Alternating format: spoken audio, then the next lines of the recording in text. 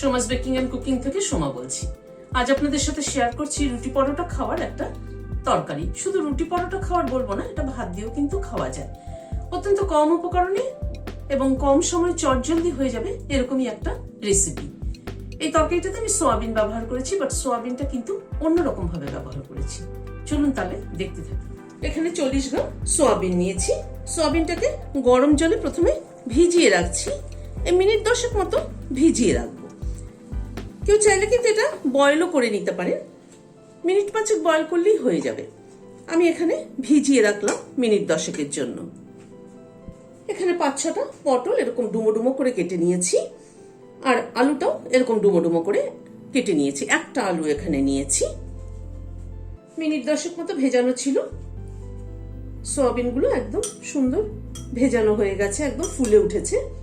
এই জলটাকে চেঞ্জ করে নিচ্ছি, নিয়ে এমনি নর্মাল ওয়াটার দিয়ে একবার একটু ধুয়ে নিচ্ছি। সোয়াবিনটাকে ওই জলটাকে পাল্টে ভালো করে ধুয়ে নিলাম। একবার ধুয়ে ভালো করে চিপড়ে নিয়েছি। এবার একটা গ্রাইন্ডিং জার নিলাম। গ্রাইন্ডিং জারের মধ্যে সোয়াবিনগুলো দিয়ে জাস্ট একবার একটু চালিয়ে নেব। মানে পুরো কিন্তু মিহি করব না, একটুখানি দানা দানা মতো রেখে ওরকম করে চালিয়ে নেব। গ্যাসে একটা কড়াই বসালাম, হোয়াইট অয়েল দিচ্ছি। তেলটা গরম হওয়ার পরে সাদা জিরে দিচ্ছি হাফ চামচ। একটা কাঁচা লঙ্কা মাথাটা চিড়ে দিয়ে দিলাম। ফোড়নটাকে একটু ক্র্যাক করিয়ে নিচ্ছি। আলুটাকে দিয়ে দিলাম প্রথমে। আলুটাকে আমি একটু বয়েল করে নিয়েছি। আলুটাকে আগে একটুখানি ভেজে নিচ্ছি।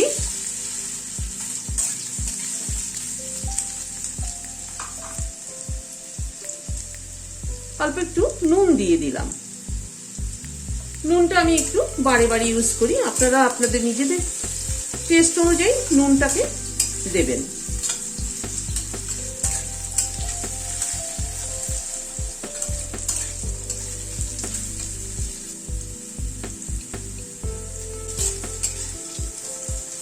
আলুটাকে আগে একটুখানি ভেজে নিলাম। আলুটাকে একটুখানি আগে ভেজে নিলাম এই কারণে যে আলু আর পটল একসাথে দিলে পরে আলুটা কিন্তু ততটা ভালো ভাজা হবে না। শুধু আলুটা যদি ভাজি তাহলে যতটা ভালো ভাজা হবে, পটলের সাথে দিলে পরে কিন্তু অতটা ভালো ভাজা হবে না। সেই জন্য আগে একটু আলুটাকে ভেজে নিলাম, তাহলে খেতে ভালো লাগবে। এবার পটলটাকে দিয়ে দিচ্ছি। হাফ চামচের থেকে একটু কম নুন দিলাম। আলু আর পটলটাকে একসাথে একটুখানি আবার ভেজে নিচ্ছি।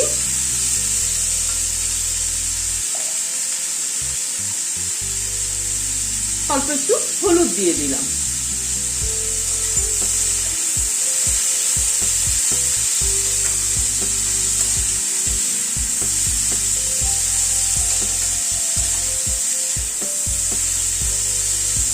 নুন হলুদ দিয়ে আলু পটলটাকে আবার একটুখানি ভেজে নিচ্ছি।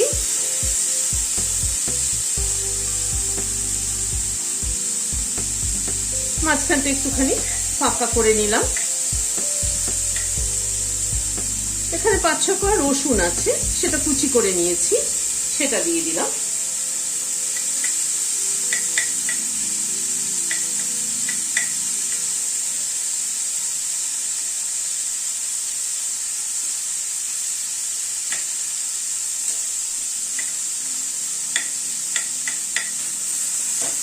এবার রসুনটাকে আলু পটলের সাথে একটুখানি ভেজে নিচ্ছি। গ্যাসের ফ্লেমটাকে মিডিয়ামে রাখলাম।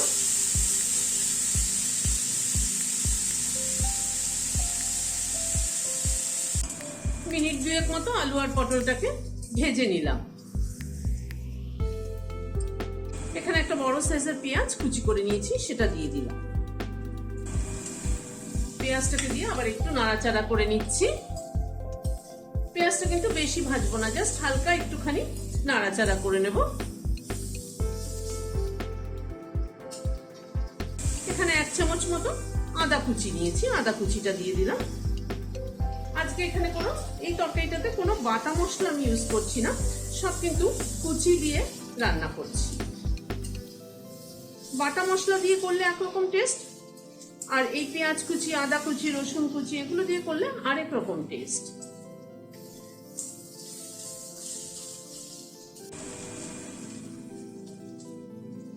এবার এই সয়াবিনটাকে দিয়ে দিলাম। সয়াবিনটা দেখুন একদম কিন্তু জাস্ট একবার একটু চালিয়ে একটুখানি দানা দানা মতো আছে সয়াবিনটা, একদম মিহি করে ফেললে কিন্তু ভালো লাগবে না খেতে।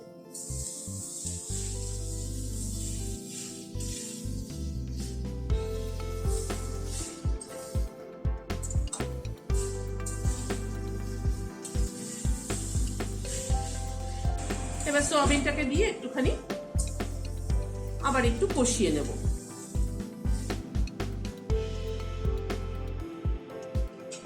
সয়াবিনটাকে দিয়ে আবার একটুখানি কষিয়ে নিচ্ছি।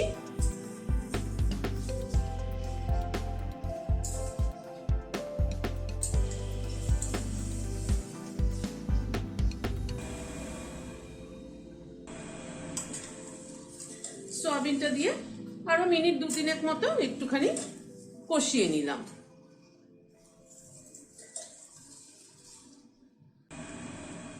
এখানে একটা টমেটো কুচি করে নিয়েছি, সেটা দিয়ে দিলাম। টমেটো কুচিটাকে দিয়ে আবার একটুখানি নাড়াচাড়া করে নেব।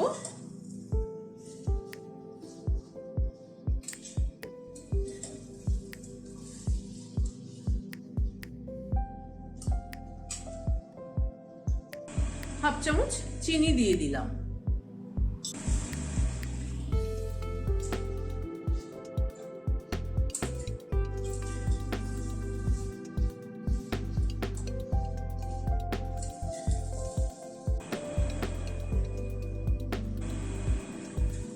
সয়াবিনটাকে প্রায় 4-5 মিনিট সময় ধরে কষিয়ে নিলাম। সয়াবিন যদি ভালো করে কষানো না হয় তাহলে কিন্তু তরকারির টেস্ট হয় না। হাফ চামচ ভাজা মশলার গুঁড়ো দিয়ে দিলাম। এই ভাজা মশলার গুঁড়োটার মধ্যে জিরে, ধনে, শুকনো লঙ্কা, তেজপাতা শুকনো খোলায় টেলে নিয়ে গুঁড়ো করে নিয়েছি। জিরে ধনের থেকে মৌরির পরিমাণটা একটুখানি বেশি দিতে হবে। এটা আমি অনেক রেসিপিতেই ব্যবহার করে থাকি এবং সবসময় এরকম ভাবে যখনই ব্যবহার করি মুখে বলে দেই যে কি কি মশলা ইউজ করলাম এর মধ্যে। এই মশলাটা করে রাখলে পরে বিভিন্ন তরকারিতে কিন্তু দেওয়া যেতে পারে এবং তাতে কিন্তু টেস্টের অনেক পরিবর্তন হয়। ভাজা মশলাটাকে মিশিয়ে নিলাম। লাস্টে এখানে 1 চামচ, বড় টেবিল চামচের 1 চামচ টমেটো কেচাপ দিয়ে দিলাম। 2টো কাঁচা লঙ্কা মাথাটা ছিঁড়ে দিয়ে দিলাম।